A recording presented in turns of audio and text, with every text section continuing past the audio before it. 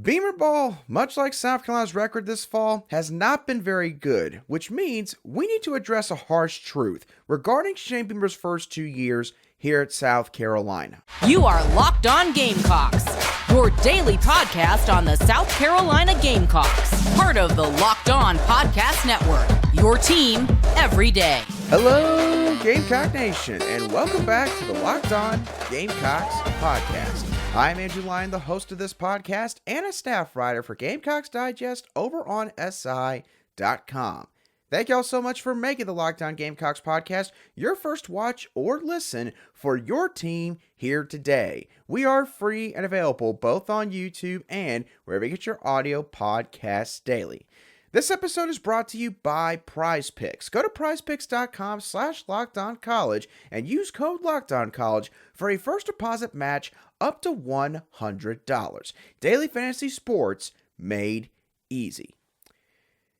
In 2023, there have been a plethora of areas on South Carolina's football team that has not performed good enough so far this season. It's part of the reason why South Carolina currently sits at 2-5 and are now staring down the legitimate possibility that they might not be even going to a bowl game in 2023.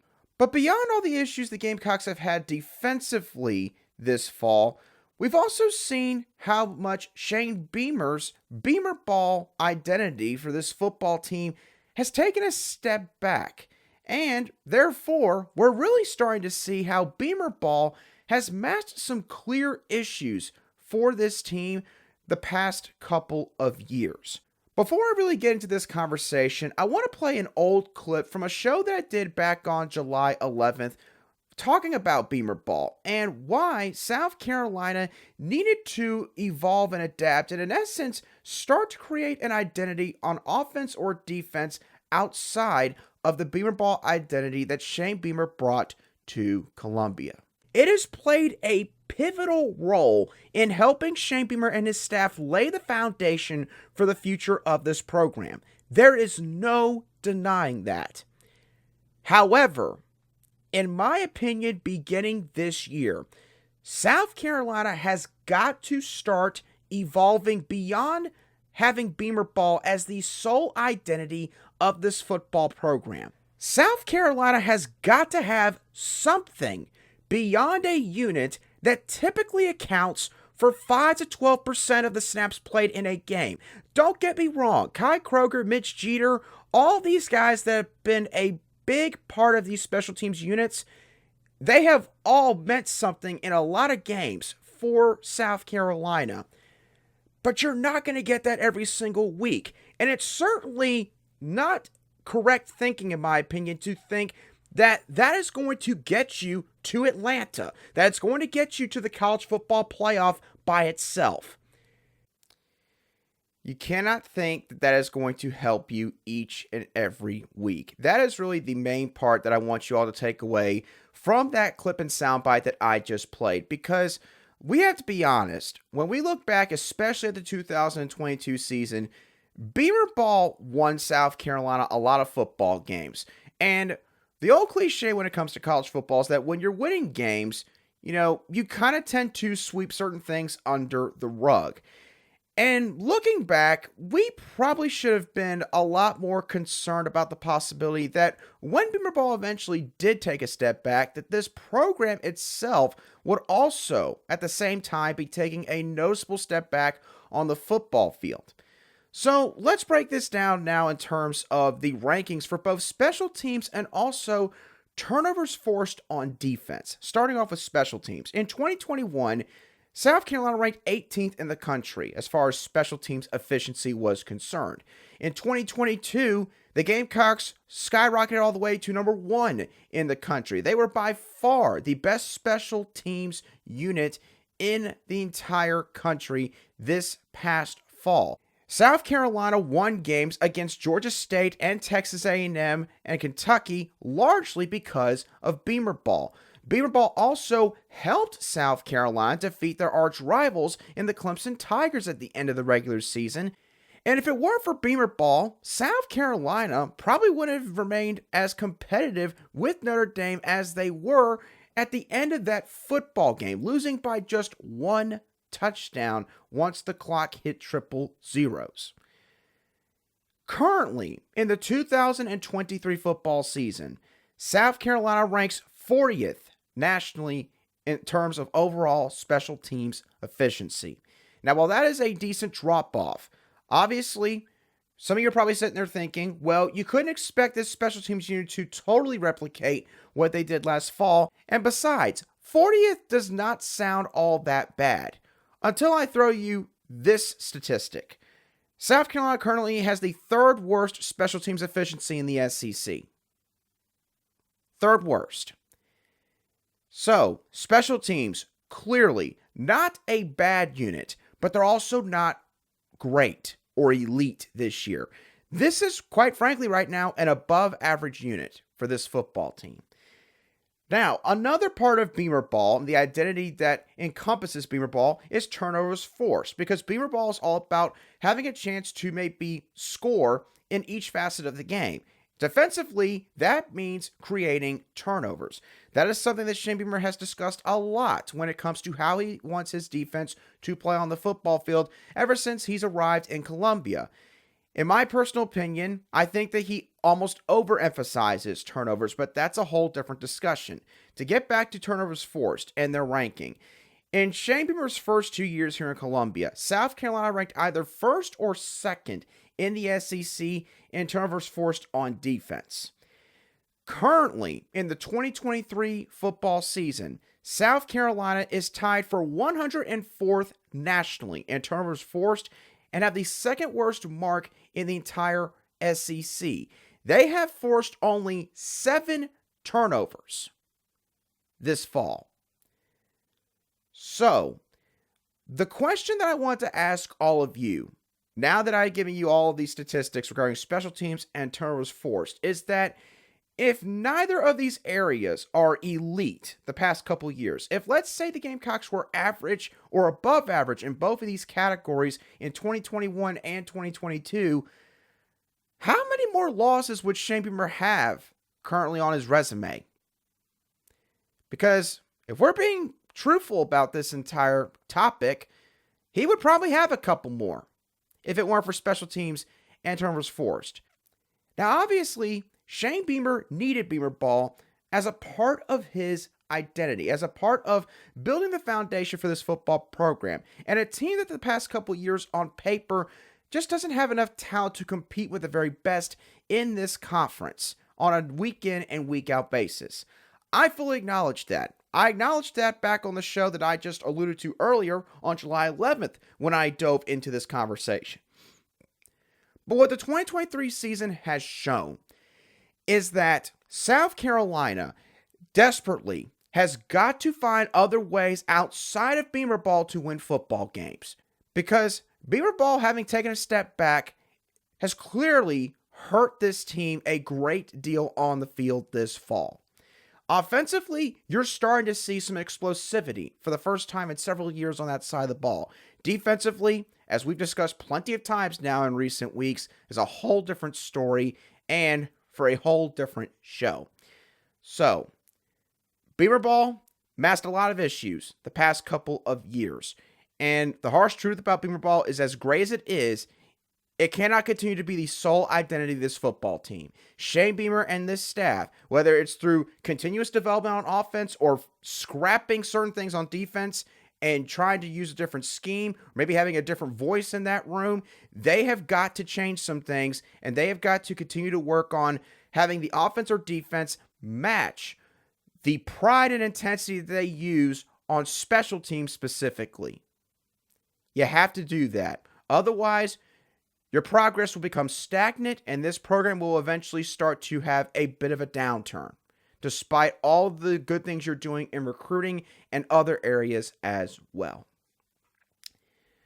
Now, I just brought up recruiting a second ago, and I want to look at the 2024 roster. I want to look ahead at what this team could have this next season, and therefore use that to also get an idea of what South Carolina might need to do in the transfer portal once this football season has concluded. And we're going to dive into that conversation, starting with the offensive side of the ball in just a couple moments right here on Locked On Gamecocks.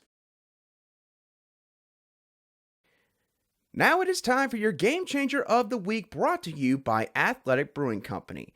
Much like South Carolina's defense in the second half against the Missouri Tigers, Athletic Brewing has been tackling their non-alcoholic beer competitors thanks to their great tasting non-alcoholic brews. Athletic Brewing Company's brews are great tasting and award winning, and they beat out full strength beers in global competitions. And the best part is, when you have their non-alcoholic brews, you never have hangovers. South Carolina's defense in the second half against Missouri gave up just 136 yards total offense and 10 points. Say what you want about the first half defense. Defense in the second half gave this team a chance to get back into this football game and potentially win it at the end. You can find Athletic Brewing Company's non-alcoholic brews at a store near you or buy online at athleticbrewing.com. First-time customers can use code LOCKEDON to get 15% off your first online order. That's code LOCKEDON at checkout for 15% off at athleticbrewing.com. Near beer, exclusions and conditions apply. Athletic Brewing Company, fit for all times. Welcome back to this Monday edition of the Locked On Gamecocks podcast, where we cover your team every single day. And as always, a big thank you to each and every one of you everydayers who make the Locked On Gamecocks podcast your daily watch on YouTube or your daily listen wherever you get your audio podcasts daily. Based on what South Carolina is going to have coming back next year, they will have to hit the portal hard at certain positions on the offensive side of the ball, specifically certain offensive skill positions. So let's talk about the kind of talent South Carolina is going to have at each offensive position group and whether or not they need to hit the portal at said position group. Starting off with quarterback. The Gamecocks are going to lose Spencer Rattler after this season. I think that in everybody's mind, that is for sure a foregone conclusion. Assuming that no one enters the transfer portal, the Gamecocks are going to have 4 4-star players in their quarterback room in 2024. And so therefore, I think that means if you're this coaching staff, you can leave this position group alone. You do not need to go out there and get another quarterback and add them to this roster, potentially upset the chemistry or the dynamics of that quarterback room. You are set for the future at that position, in my opinion, with guys like Norris Sellers now being in this program for a year. Luke Doty, a veteran quarterback, which is important to have at this kind of position in the SEC. A guy like Dante Reno coming in from the 2024 class. I think you are good at this position as long as you don't lose other guys to the portal. Moving on to running back. This position group on paper is going to have only one consensus 4-star prospect from the 2023 class in this case, in Dontavius Braswell. In my opinion, though, when it comes to the transfer portal, I think it's going to be completely up to this staff on how they want to attack this position group. You have Mario Anderson Jr., who has emerged as a legitimate starting tailback in this conference for you over the past several weeks. He's proven that he can carry the load back there. He has gotten progressively better in all areas of his game for the most part since he really took that spot, starting with the Mississippi State game back in week 4. Juju McDowell, again, never going to be an every down back, but still can provide some valuable traits to that position group. Dontavius Braswell, a speedster back there, will now be in his second year in that room. And you're also going to add Matthew Fuller from the 2024 class. Matthew Fuller, in my opinion, is going to basically be a younger version of a Mario Anderson Jr., maybe even a faster version of Mario Anderson Jr., a guy that's a little bit shorter, but also very stocky and compact with his frame, and a guy that's going to be built coming into this first year of college. He is definitely not going to be your typical true freshman when it comes to the size that he has already accumulated and the kind of build that he has. I think that with this group, again, it all depends on what the staff is feeling. If Daniel Hill does not commit to South Carolina by the end of this cycle, then I would say they would be totally fair for them to go out there and get another guy that can help out in this room. Otherwise, I actually kind of like the makeup of this group, even if Daniel Hill does not commit. It'd be fantastic if he were to join this class. But if he doesn't, I don't think it's necessarily the end of the world. I think he got enough pieces there to where you can at least feel somewhat more comfortable this next season compared to probably how you felt back in the spring here in 2023. Wide receiver. This is going to be a very, very important position to hit in the portal this offseason. Right now, you got one 5-star coming back in Nicholas Harper, and you would have 2 4-stars on the roster for 2024 in Mazeo Bennett and Landon Sampson. In my opinion, this coaching staff needs to get 2 or 3 wideouts in the transfer portal this offseason. And at least one of those guys has got to be a surefire SEC starter. If you run through this position group quickly, you've got Nicholas Harper coming back. I don't think he's going to be ready to be a starter this next year. We got to remember, he's going to be spending the offseason with the track and field team here at South Carolina. So he's not going to have all the winter workouts maybe that the football team has, and he might not be going through spring practice like his teammates will be doing in April and March. So he's probably not going to develop quite as much as maybe some fans would expect this next offseason. He's still got some work he's got to do. He's getting better. But I still think that he's kind of a rotational piece, maybe a fringe starter for next season. Same deal with Omega Blake. He's got to continue to come on and get more consistent on the field. Mazeo Bennett, in my opinion, is a guy that can literally come in here and be a starter from day one.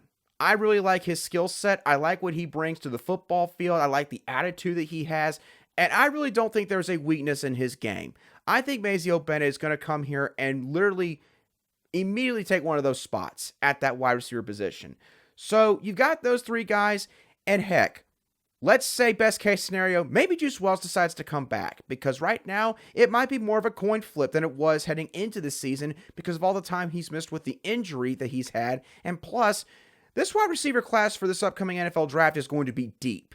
And Juice Wells is going to admittedly be hurt by missing all that time and having all these other guys kind of leapfrog him, including his own teammate Xavier Legette. So maybe he does return. Best case then, you got 4 guys maybe out of 6 in a rotation that you might have coming back. That's where I get 2 to 3. If Juice Wells doesn't come back, you've got to get 3. If he does, great. You got your number 1, but then behind him, you got a bunch of unproven commodities. You need to get 2 guys at least at this spot. Tight end, you got 1 4-star coming back, and you've got Joshua Simon also returning. In my opinion, you need to get a complimentary piece for Joshua Simon. Michael Smith, currently in this class, I have to admit though, seeing that he's taking some visits to other schools, I would not feel comfortable about that commitment right now. I'm just going to say that. Got no information otherwise to say that maybe he's going to decommit, but just keep an eye on that recruitment because who knows? Smith might not end up sticking around in this class. We will see how all that pans out. Either way you slice it, though, I think that Shane Beamer, Dow Loggins, and this offensive coaching staff, they need to get another tight end to help offset the loss of Trey Knox after this season is over. Offensive line, y'all might be a bit surprised by this. South Carolina's going to have 4 4-stars on this roster heading into next year. But when I count up the guys that are going to be here and the guys that are coming back, again, not counting any transfer portal losses here, I think this offensive line is going to be way deeper this next year. When you count all the incoming freshmen and the guys they've lost this season that cannot play right now, guys like a Ryan Brubaker, a Marquis Anderson, Jalen Nichols, who would be a starter for you right now, I think this offensive line legitimately might go 10 guys deep in terms of guys that you can feel comfortable going out there and playing in any sort of football game for you in this position room. So I actually don't think you have to hit the portal along the offensive line unless the right situation presents itself. Good offensive linemen are hard to come by, and it is hard to evaluate even with guys that have played at the collegiate level for a couple years. We've seen both the good and bad side of that, and I will leave it at that. Also, the best players along the offensive line, the transfer portal, all the big name programs in the country are all going after them. So it's not like you're going to have easy pickings of who you want out of that group in the portal if you choose to go after an offensive lineman. So for all those reasons, I think that quite frankly, you're fine standing pat along the offensive line. But I would understand it if this staff decided that they needed to go out there and get somebody, maybe even a center or an interior lineman to help out the young guys and give them a little bit more time to develop. Maybe allow Rashawn Lee to go play a different position other than center, although I think he's been playing good there so far this year. You get my point. There's a couple different routes that this coaching staff can take with the offensive line as far as the portal is concerned this offseason. I would understand any direction that they take regarding that position group. So we will continue this talk in just a couple moments, moving over to the other side of the ball and talking about that defense. And with what I got to say about that side of the ball, you might be a bit surprised with what I say regarding maybe their needs in the transfer portal. We'll touch on that in just a couple of moments. Today's show is also brought to you by Prize Picks. If you're looking for a daily fantasy sports app that is both easy and simple to use, then you need to check out Prize Picks today because you can cross multiple different sports, pick anywhere from 2 to 6 athletes, and all you gotta do is say whether or not they're going to go more than or less than their projected stat line for their upcoming game. So for example, this Monday Night Football game between the 49ers and the Vikings later tonight, Kirk Cousins has a projected stat line of 238.5 passing yards, while Brock Purdy has a projected stat line of 235.5 passing yards. I think both those guys are going to throw for less than those projected stat lines because of the injuries the 49ers have and the fact that the 49ers defense is really doggone solid. If you agree with me, or maybe you want to go look at some other sports, go to prizepicks.com/lockedoncollege and use code LOCKEDONCollege for a first deposit match up to $100. Again, that's prizepicks.com/lockedoncollege and promo code LOCKEDONCollege for a first deposit match up to $100. Prize Picks, daily fantasy sports made easy. Welcome back to today's edition of the Locked On Gamecocks podcast, where we cover your South Carolina Gamecocks every single day in just 30 minutes. We talked about the offensive side of the ball just a couple of minutes ago regarding the talent that they could have for this next year and where the staff needs to attack the portal. So now, let's switch gears and talk about the defense.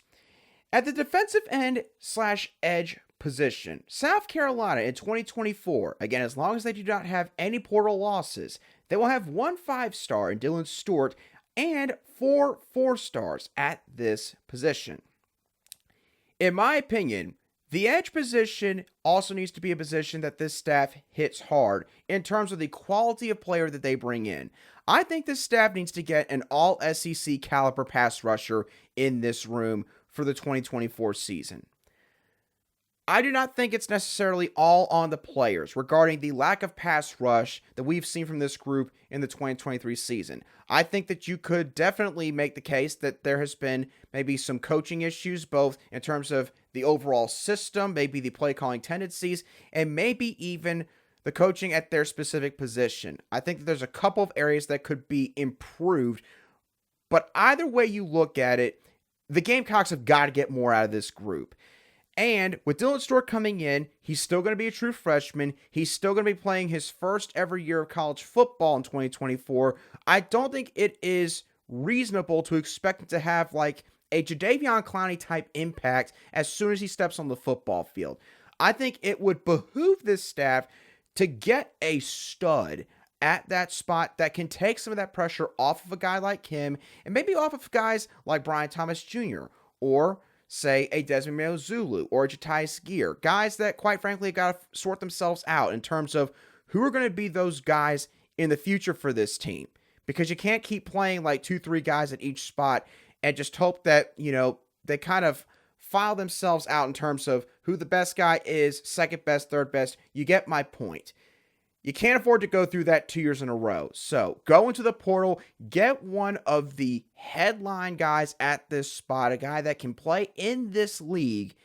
And I think that you'll see your pass rush get automatically better just having one of those kind of players in that room. Defensive tackle, you'll have 3 4-stars plus a TJ Sanders returning for this football team in 2024. So that means that I do think, as of right now, Tonka Hemingway would probably return for another season. He has a COVID season to use in his back pocket, and quite frankly, I think that he would need to use it right now because I don't think Tucker Hemingway, for one reason or another, has had the season that he probably would have envisioned coming into 2023. The one thing I think this coaching staff does need to do, I think you've got to get a nose tackle type body at this position. You've got a guy in Nick Barrett that already kind of fills that type of role. The problem is, looking at the roster, he's really the only one that you got. And at the very least, the only guy you got with that kind of build that you trust to go out there and consistently play in football games.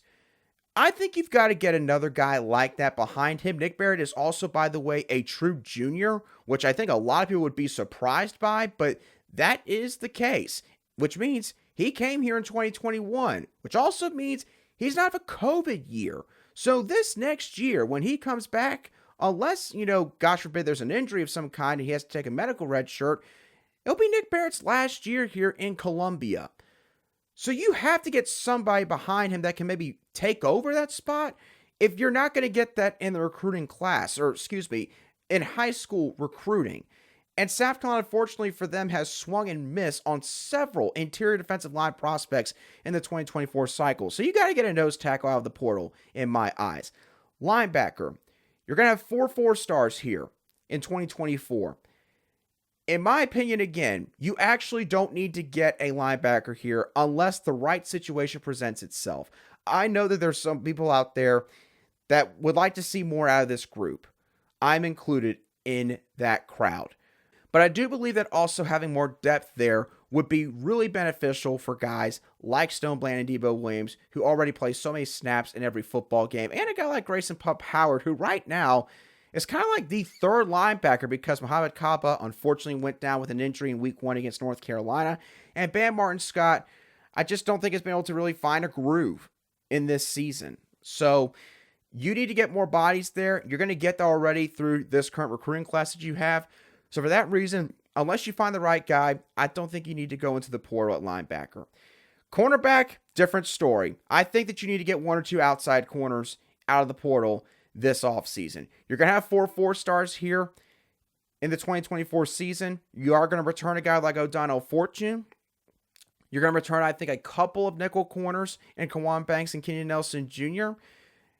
Marcel Style, I believe, could possibly return. He did not play at all in 2020, but neither did his football team that he was with at the time, I believe in Georgia Military College or Academy. So I don't know if that counts as his COVID year, if it just counts as a regular redshirt year. I don't know what the case is there. If Marcel Style could come back, I think he would come back. But I don't know the eligibility situation there. Either way, I think that it would be good for this staff to get 1 or 2 outside corners that can compete and get snaps here at this spot. And then at safety, you got 2 4-stars here in 2024, along with Nick Emenworry and DQ Smith, who for whatever reason were not 4-stars coming out of high school. Especially regarding Nick Emenworry, that was a massive miss by evaluators at that time.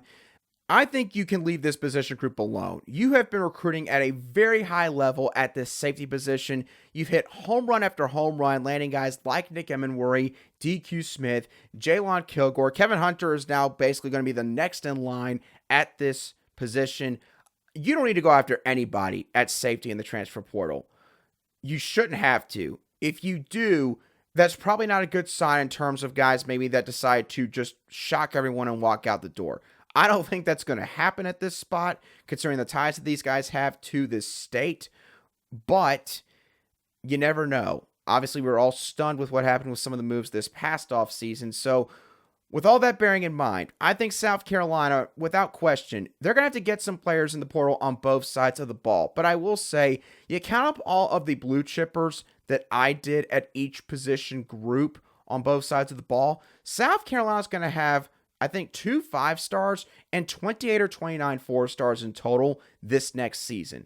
So the point is, in terms of the baseline talent, Shane Beamer and the staff, they are doing a good job overall. They are upgrading the talent on this roster, but there are certain holes that definitely have to be patched, and that is what the transfer portal is for. Dabo Sweeney at Clemson could probably take a note regarding that, but Shane Beamer and his staff, no question, they're going to have to get a bunch of guys in the portal this offseason, and most importantly, to be quite frank, they can't miss on many guys. They got to have a lot more hits than misses, unlike this past offseason where it seemed like a couple of these guys that they did take, unfortunately, maybe were misses. So we'll see how all that plays out as the rest of this season and the offseason begins to get underway. But with all that being said, that does it for today's edition of the Locked On Gamecocks podcast. I hope that y'all thoroughly enjoyed today's show as always. What are your thoughts about Beamer Ball taking a step back in 2023 and what it might have exposed regarding some of the issues that this team had the past couple of years? And also, what are your thoughts on the talent on paper this team will have for 2024? And what position groups do you think this staff needs to hit the hardest in the transfer portal once all that gets underway?